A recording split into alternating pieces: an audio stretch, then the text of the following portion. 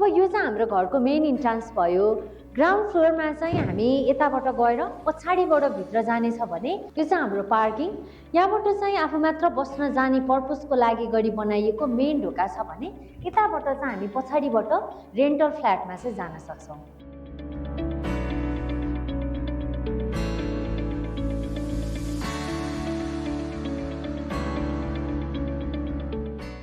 यो rental flat चाहिँ हाम्रो 2 BHK हो। यसमा चाहिँ इन्ट्रान्ससँगै आउँछ स्पेसियस लिभिङ रुम।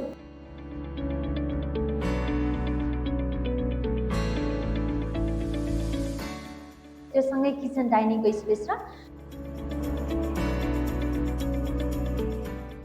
2वटा बेडरुमहरू यसमा रहेको छ भने एउटा बाथरुम चाहिँ यो फ्लोरमा रहेको छ।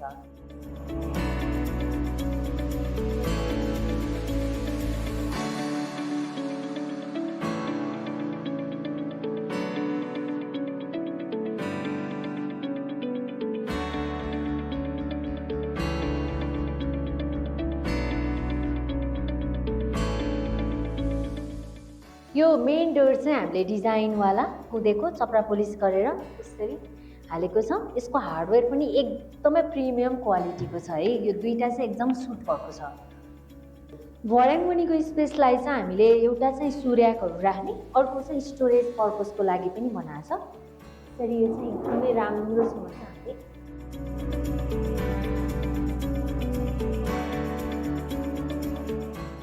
भर्याङमा चाहिँ हामीले ग्रेनाइट अनि टाइल्स त्यस्तै गरी यो काठको कम्बिनेसनको सिसौको रेलिङ हो यो। अनि भर्याङमा चाहिँ झ्याल नहुने एरियामा भए पनि सेन्सर लाइटहरू हुन्छ। हामी माथि चढ्दा सर्र यो बल्ने चाहिँ हुन्छ।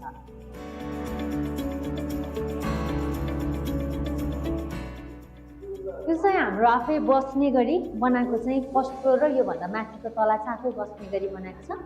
यो फ्लोरमा चाहिँ आउने साथै लिभिङ रुम, त्यस्तै गरी किचन डाइनिङ र 2वटा बेडरुम। त्यसमा एउटा चाहिँ मास्टर बेडरुम अनि एउटा नर्मल बेडरुम र एउटा चाहिँ बाथरुम रहेको छ।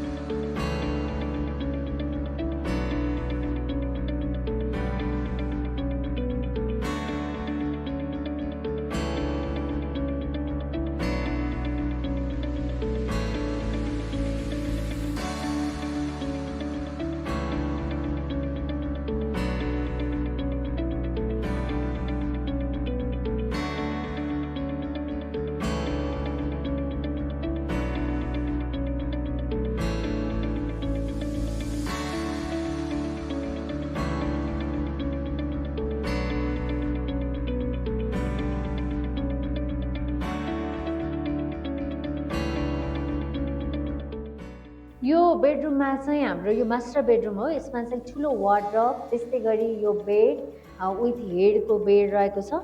अनि यहाँनिर चाहिँ वर्किङ टेबल छ भने यहाँ चाहिँ ड्रेसिङ टेबलको चाहिँ एउटा राम्रो फिचर छ। बेडको सिधा पर्दाखेरि चाहिँ ऐना नदेखियोस् भन्ने हिसाबले हामीले यसरी चाहिँ यो बन्द हुन्छ भने अब हामीलाई चाहिने बेलामा चाहिँ यो ऐनालाई हामीले मजाले यसरी खोलेर चाहिँ यहाँनिर हामीले मेकअप चाहिँ गर्न सक्छौँ।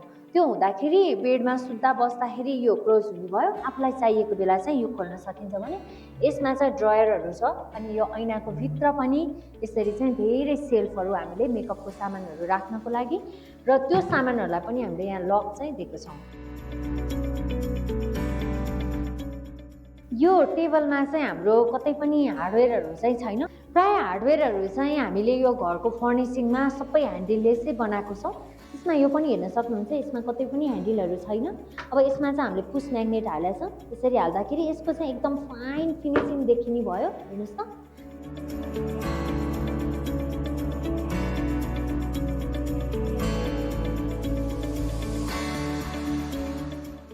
हामीले यो डोरहरूमा चाहिँ यसरी डबल लक सिस्टमको हालेको हुन्छ। प्रायः हामीले चाहिँ चुकुलहरू धेरै युज नगर्नको लागि र ढोकालाई चाहिँ एकदम फाइन फिनिसिङ दिनको लागि हामीले यो लकहरू प्रिमियम क्वालिटीको युज गरेको हुन्छौँ। यहाँ चाहिँ हामीले हाइड्रोलिक बेड युज गरेको छौँ भने बेडमा चाहिँ हामीले भित्र पनि ल्यामिनेट्स युज गरेको छौँ के।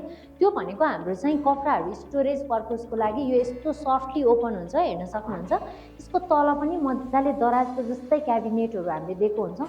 यो भइसकेपछि कपडाहरूमा ढुसी लाग्ने त्यस्तो केही पनि समस्या हुँदैन। मजाले सजिलै लगाउन र खोल्न चाहिँ हजुरहरूले चाहिँ सक्नुहुन्छ है।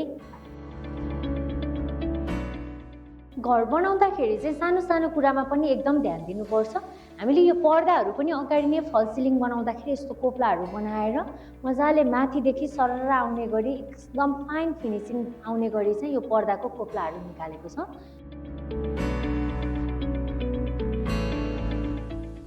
एउटा रुम पर्फेक्ट देखिन चाहिँ हामीले फ्लोर, वाल, सिलिङ सबै मिलेको हुनुपर्छ।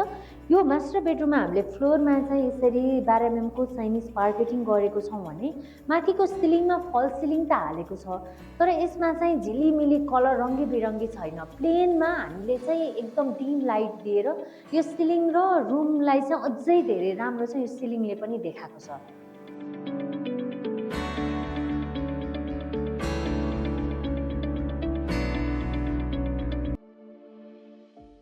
यो चाहिँ हाम्रो टप फ्लोर। यो फ्लोरमा चाहिँ एउटा मास्टर बेडरुम, एउटा डटर बेडरुम, अनि एउटा मिनी किचन र एउटा पूजा रुम, अनि बाहिर चाहिँ ओपन टेरेस रहेको छ।